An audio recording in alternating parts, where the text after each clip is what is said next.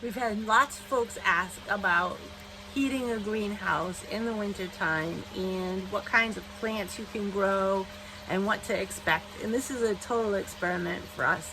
But we're going to share everything that we learn with you and trial and error. Hopefully we will be successful. So let's go on and have a little tour of the greenhouse and what I've learned so far. So it's a sunny day here on November 2nd, and I am in Rhode Island, Zone 5. It is 39 degrees outside, and it is 83 degrees here inside of the greenhouse. But let me tell you, it will get just as cold in the greenhouse at night if you don't have a number of things in place to keep things. So my husband leaves me a receipt.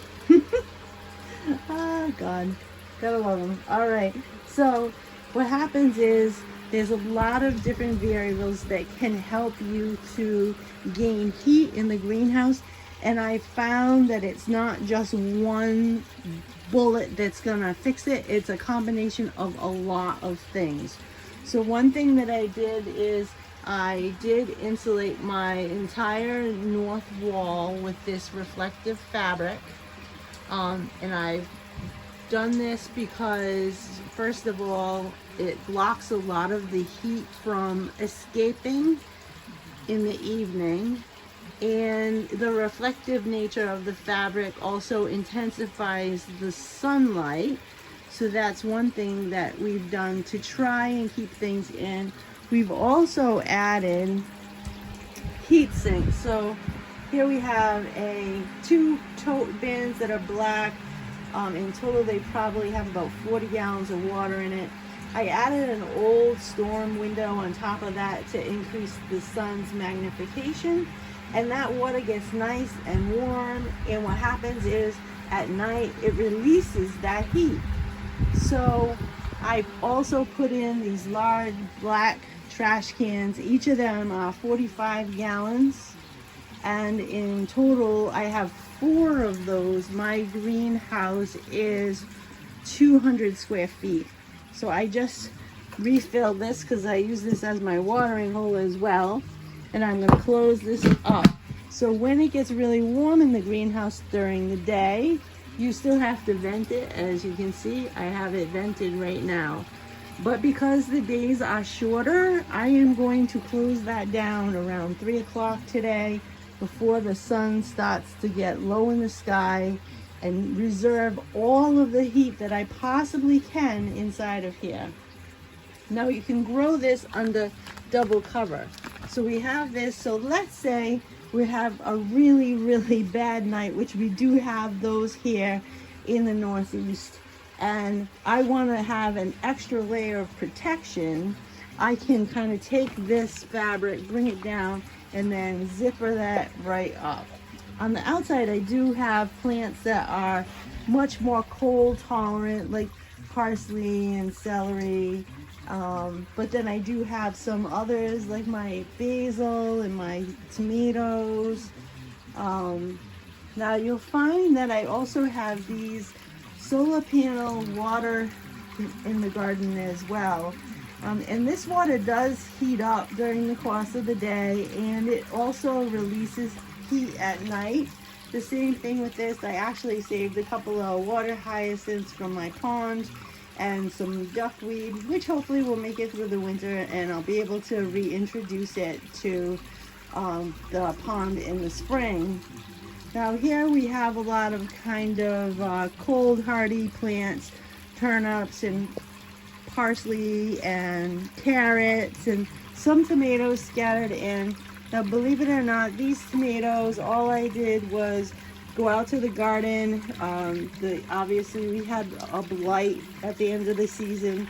We cut the foliage that was the healthiest, and we brought the foliage in, and we just sort of put it in the dirt. So I just started some little spinach and some cilantro.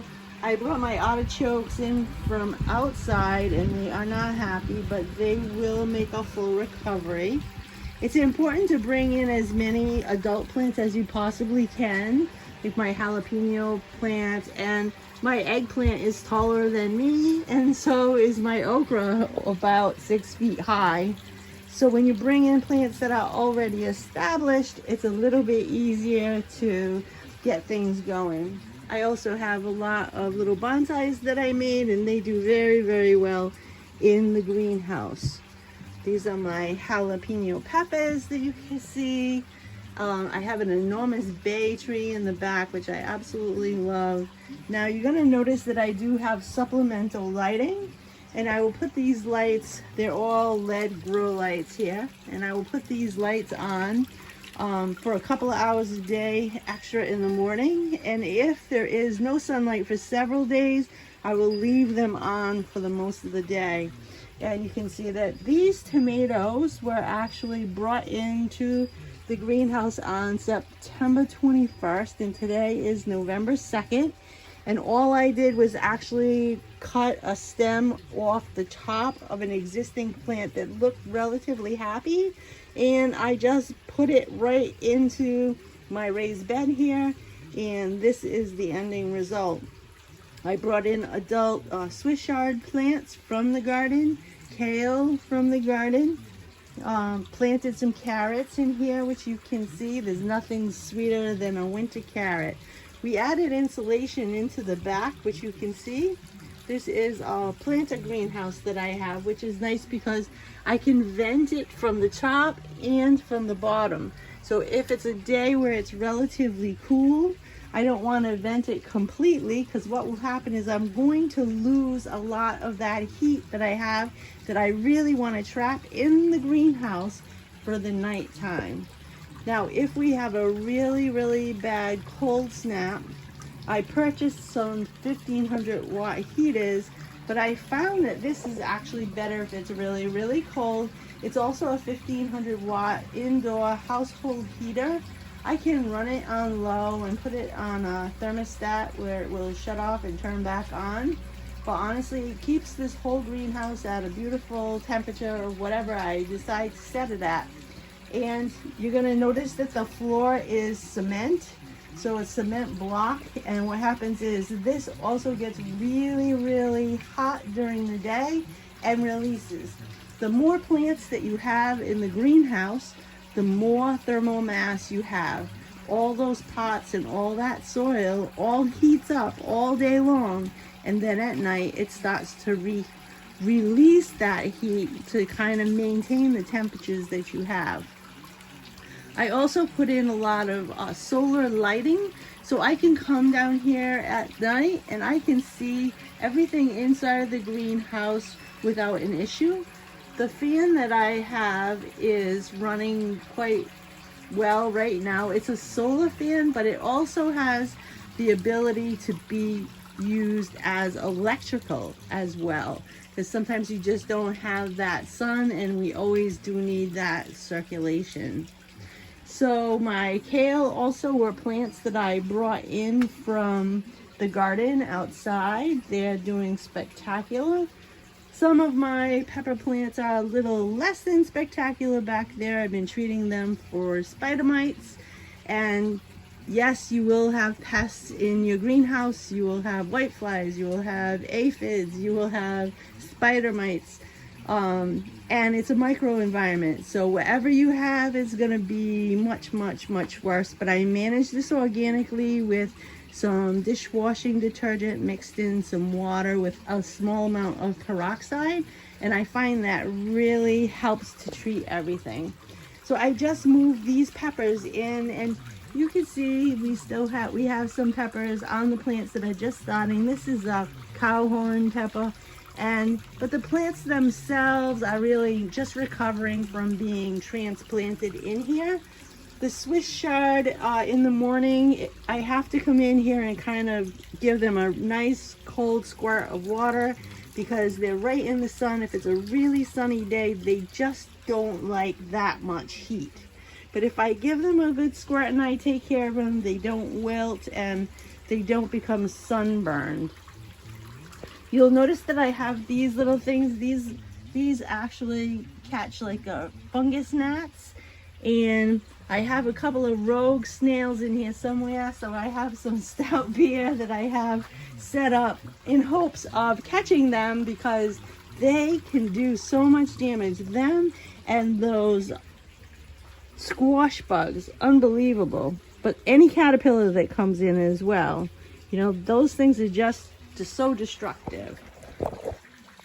Now I'm also going to, I brought in an experiment. So what I did was I brought in some fig cuttings, and of course all of the figs and the leaves and everything fell off. But you can see that I do have new leaves coming in, and again, these were just cut on a bias, put in a little bit of rooting powder and put right into the ground here, and they're gonna take off. I know they will. They're gonna be really happy in here. There's a lot of sun for them here in this spot.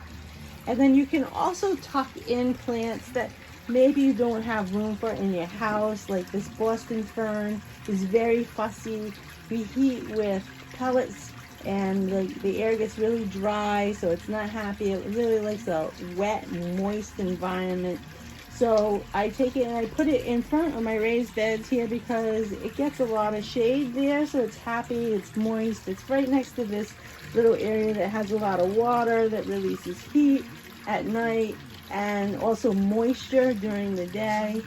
So this is my greenhouse, and I also did this weird thing too.